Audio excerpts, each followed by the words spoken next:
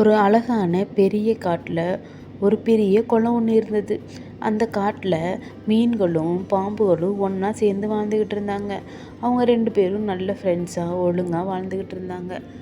அப்போது கொஞ்ச நாளில் அந்த தண்ணியோட அளவு குறைய ஆரம்பிச்சிச்சு. ஏன்னா அது கோடை காலமாக இருந்ததால் தண்ணியோட அளவு குறைய குறைய அவங்களுக்கு இரைகளில் தேடுறதுல ரொம்ப சிரமம் ஏற்பட ஆரம்பிச்சிச்சு.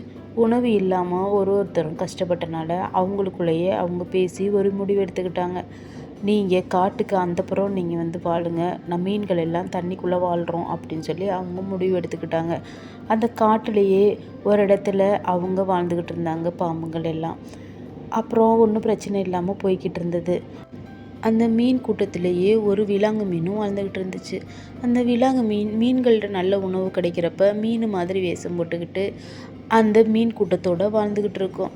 அப்புறம் எப்போ வந்து அந்த பாம்பு கூட்டத்துக்கிட்ட உணவு கிடைக்குதோ அப்போ போய் அந்த பாம்பு கூட்டத்தை கூட வாழ்ந்துக்கிட்டு இருக்கும்.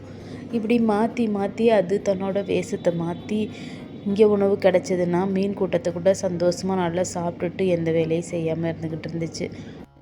எப்போ மீன் கூட்டத்தில் உணவு பற்றாக்குறை ஏற்படுமோ அந்த நேரத்தில் அப்படியே போய் அது பாம்பு கூட சேர்ந்துக்கும்.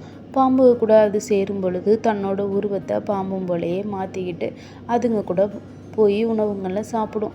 இப்படியே மாற்றி மாற்றி இங்கே கொஞ்ச நாளும் அங்கே கொஞ்ச நாளும் அப்படி மாற்றி மாற்றி செஞ்சுக்கிட்டு இருந்துச்சு.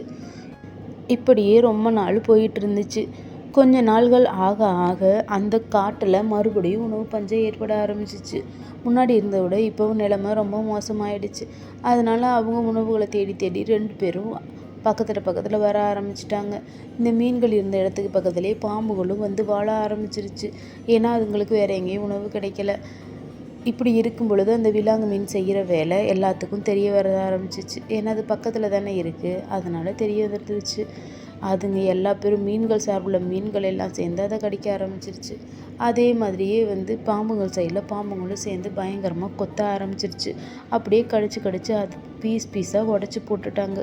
அது அப்படியே வந்து செத்து போயிடுச்சு. தன்னோட உருவத்தை மாற்றி பொய் சொல்லாமல் இருந்திருந்தால் அது இன்னும் கொஞ்ச நாள் உயிரோடு இருந்திருக்கும். நீதி: பல நாள் கள்வன் ஒரு நாள் அகப்படுவான்.